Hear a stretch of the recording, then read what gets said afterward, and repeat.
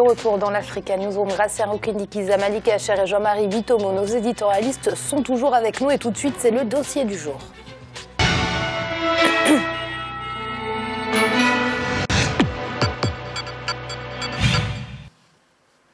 Au Burkina Faso, l'élevage contribue pour environ 25% aux recettes d'exportation du pays.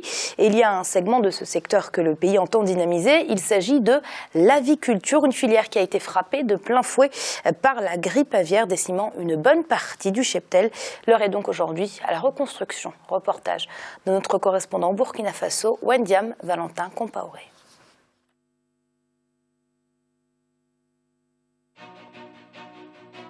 Le Burkina Faso est un pays enclavé.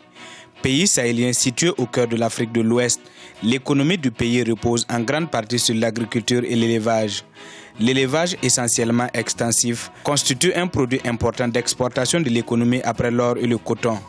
Il participe pour 12% au produit intérieur brut et représente 25% des recettes d'exportation du pays. L'élevage est la troisième mamelle de l'économie burkinabé.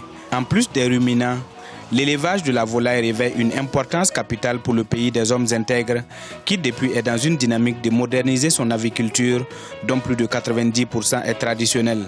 Si en 2003, le cheptel de la volaille était estimé à plus de 30 millions de têtes, ce chiffre frôle les 42 millions de têtes de nos jours.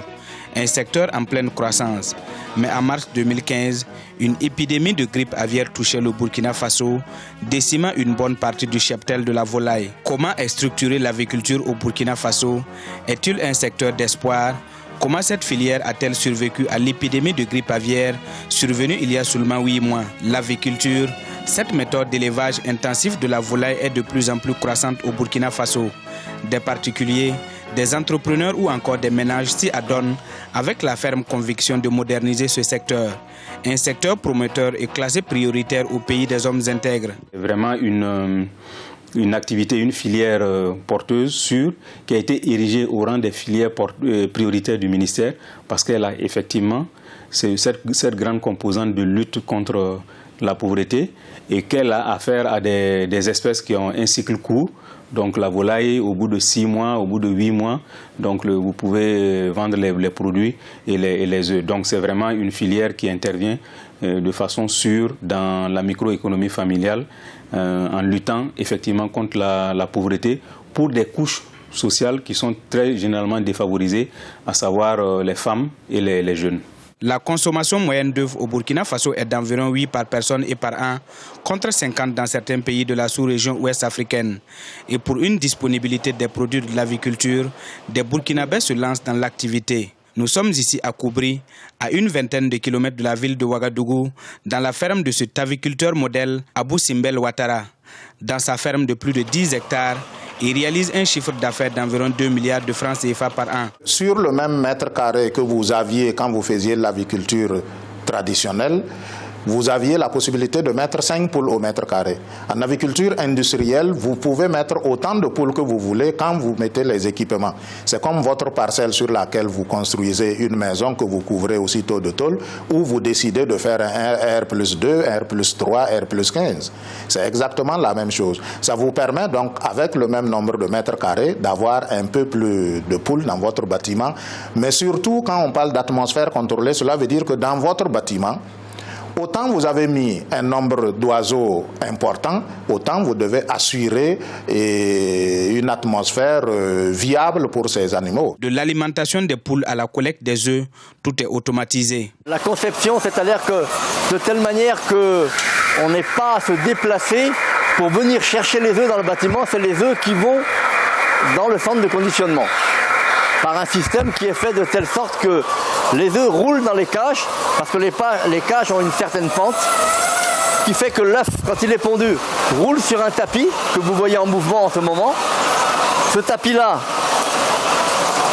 amène tous les œufs du bout du poulailler jusqu'à ce bout-ci sur ce tapis également, qui les envoie dans le centre de conditionnement. Sur un total de 120 000 poules pondeuses, cette ferme produit en moyenne 110 000 œufs par jour. Environ 94% des poules dans cette ferme pondent chaque jour. Pour une durée de vie de 90 semaines, elles pondent environ 450 œufs durant tout leur cycle de vie, bien plus que l'espèce locale. Il est vrai que la poule locale s'adapte à notre milieu, mais la poule locale ne peut pas pondre comme ces poules, puisque la poule locale pond environ maximum 180 œufs dans l'année, oui. Alors que ces poules sont à 300 œufs par an. Pour qu'on puisse atteindre ces performances, il faut que nos autorités aussi arrivent à faire des sélections pour avoir des sources performantes comme ce que nous avons actuellement. Au Burkina Faso, l'aviculture traditionnelle qui représente environ 90% du cheptel de la volaille est une alternative sérieuse pour la lutte contre la pauvreté. L'État a lancé il y a quelques années un projet qui consiste à doter des ménages de poules pour un élevage intensif. Une action prometteuse. On a même fait des expérimentations avec des comptes d'exploitation. Par exemple, si vous prenez 10 poules et un coq, en fin d'année, au bout de 2 ans, le producteur peut encaisser 500 000 francs. Si vous prenez on s'est arrêté à 50 poules, 5 coqs. Ça, c'était le maximum qu'on avait fait des scénarios, des comptes d'exploitation. On s'en sort avec 2 500 000 par an avec ça. Donc, vous voyez que quand même, c'est une activité quand même qui donne beaucoup d'emplois et des revenus. Voilà, celui qui a 50 poules et 5 coqs, il est obligé d'employer quelqu'un. En 2006, le Burkina connaissait sa première épisodie de grippe aviaire. En mars 2015, l'histoire se répète. Cette nouvelle épidémie a fait perdre à l'économie nationale près de 4 milliards de francs CFA. Abou Simbel Ouattara a vu tout son cheptel périr, mais cet aviculteur fonde toujours l'espoir sur cet élevage qu'il trouve plein d'avenir. Nous avons connu la grippe aviaire qui a décimé donc la totalité des pondeuses que nous avions sur notre ferme. 120 000 poules qui étaient en pleine production, toutes jeunes. Nous sommes passés donc d'environ 200 millions de recettes par mois à 0 francs du jour au lendemain. Alors nous essayons de nous relever de cette catastrophe, mais il y a également d'autres maladies qui sont beaucoup moins dévastatrices, contre lesquelles heureusement il y a des vaccins. Après 2 trimestres de crise dans le secteur de l'élevage, l'heure est à une période d'accalmie. Le pays a perdu près de 300 000 volailles, dont 112 000 têtes dans l'aviculture moderne. Les mesures de contrôle ont révélé seulement 2 nouveaux foyers entre le 1er juillet 2015 et le 30 septembre 2015. Plus de 3 millions de Burkinabés vivent pour l'essentiel de l'élevage. Et malgré cela, moins de 2% de la part du budget attribué au développement rural lui est destiné. Mais de plus en plus, des voix s'élèvent pour que l'État s'investisse davantage dans l'aviculture moderne, une alternative selon eux pour l'autosuffisance alimentaire au pays des hommes intègres. Jean-Marie, l'aviculture définie comme secteur prioritaire par les autorités burkinabées, vous comprenez ce choix ? Le choix est tout à fait logique, Amira, tout simplement pourquoi ? Parce que sur ce plateau, nous parlons beaucoup plus de l'agriculture. Il ne faut pas oublier que les deux vont ensemble. Quand on regarde les exploitations villageoises dans toute l'Afrique, en dehors de la modernisation, vous avez toujours, si vous voulez, l'élevage et l'agriculture qui vont de pair, tout simplement. Pourquoi ? Parce que ça permet aux familles de pouvoir avoir de la viande qui va contribuer à apporter des protéines, si vous voulez, à la famille en tant que telle. Donc que l'État puisse s'intéresser, si vous voulez, à l'aviculture, ce n'est que le pendant de l'agriculture. C'est une logique qui est relativement simple. Le cas du Burkina Faso, que nous venons de voir ici, là, quand vous avez quand même 42 millions de têtes, si vous voulez, en termes d'élevage, c'est relativement important.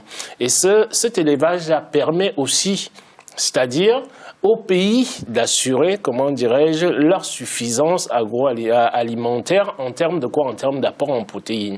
Tout simplement pourquoi ? Parce que l'urbanisation a fait en sorte que les villages se sont dépeuplés et par le même coup, vous avez, si vous voulez, l'apport calorifique quotidien de chaque Africain, si vous voulez, a baissé tout simplement. Pourquoi ? Parce que dans les termes de l'urbanisation, autant dans les villages, des gens ont une alimentation qui est relativement complète, parce que si vous voulez, les deux pans-là se complètent et sont pratiqués dans tous les villages africains.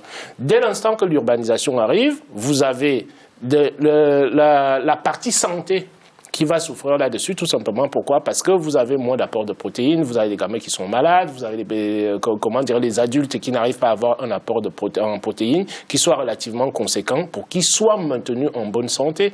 Donc, se lancer dans l'agriculture, il n'y a pas que l'agriculture, mais il y a l'élevage à côté, puisque les deux vont ensemble. Ça permet aussi, dans un second temps, de pouvoir, ce que je dis souvent sur ce plateau, de pouvoir, comment dirais-je, être moins dépendant des importations agroalimentaires qui grèvent nos balances commerciales à un niveau énorme tel que tous les pays africains. Que vous prenez des grands pays comme l'Algérie qui sont peuplés, que vous allez prendre l'Égypte, que vous allez prendre... C'est-à-dire vous avez toujours la balance commerciale qui souffre d'une insuffisance énorme. Le taux de couverture est tellement déséquilibré en notre défaveur que ces devises-là qui sont dépensées à acheter, comment dirais-je, l'alimentation pourrait servir, si vous voulez, au développement interne d'autres infrastructures qui contribueraient à accélérer notre développement en Afrique. Donc, la stratégie de développement qui est mise en place au Burkina Faso concernant l'agriculture d'un côté et de l'autre côté l'élevage, ce sont des complémentarités qui sont nécessaires pour nos économies africaines et pour même la santé des populations africaines en tant que telles. Donc, c'est une bonne stratégie de développement.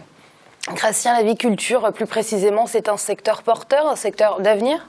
Oui, c'est un secteur porteur, comme il a dit Jean-Marie. Il faut savoir que, en fait, on peut partir sur 2 points. D'abord, sur la base au niveau alimentaire, c'est facile, par exemple, pour les paysans d'avoir des poules, que ce soit un peu en intensif, semi-intensif, ou des poules qu'on peut avoir. On peut avoir 10 poules. On a au moins les œufs pour les enfants. Les enfants ont les apports nutritionnels et ils peuvent grandir normalement sans qu'il y ait des manques, avec tout ce qui tourne autour. Et on peut dire aussi, ce que je peux ajouter au niveau de l'apport ce qui n'a pas été dit, c'est que le fumier des poules est très fertile pour l'agriculture. Dans plusieurs pays, il est vendu, donc c'est quelque chose à ne pas négliger. Oui.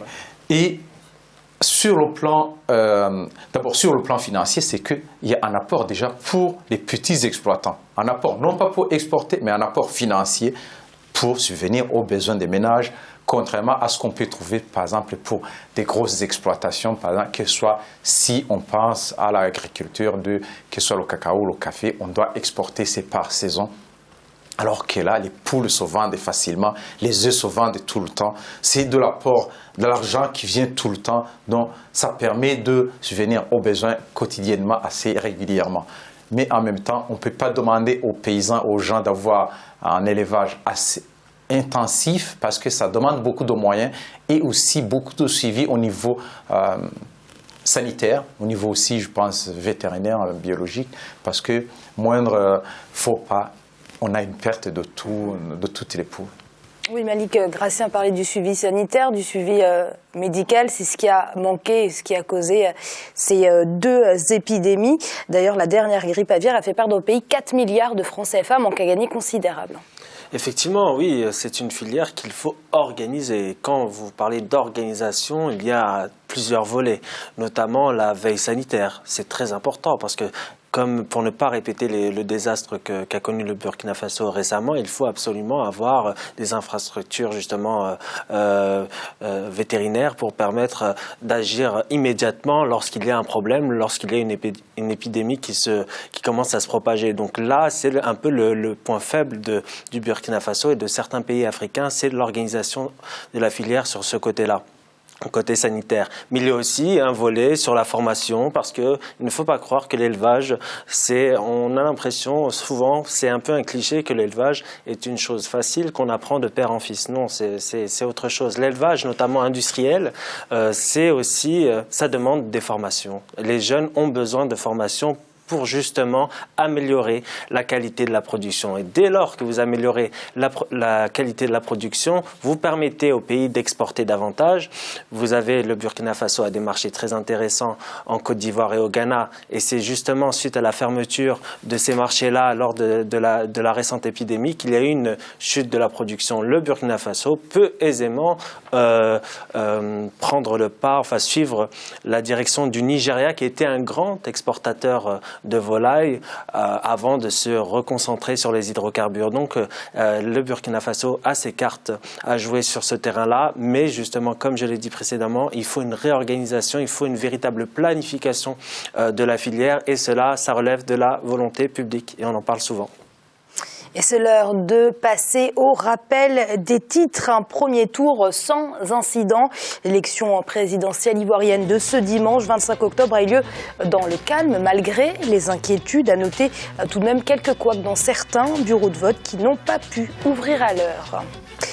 Les ex-rebelles de la Séléka lancent un appel au pourparlers de paix en Centrafrique, auteur du coup d'État de mars 2013 qui a plongé le pays dans une crise profonde. Aujourd'hui, la Séléka appelle les différentes parties prenantes au conflit à un dialogue pour un retour rapide à la stabilité.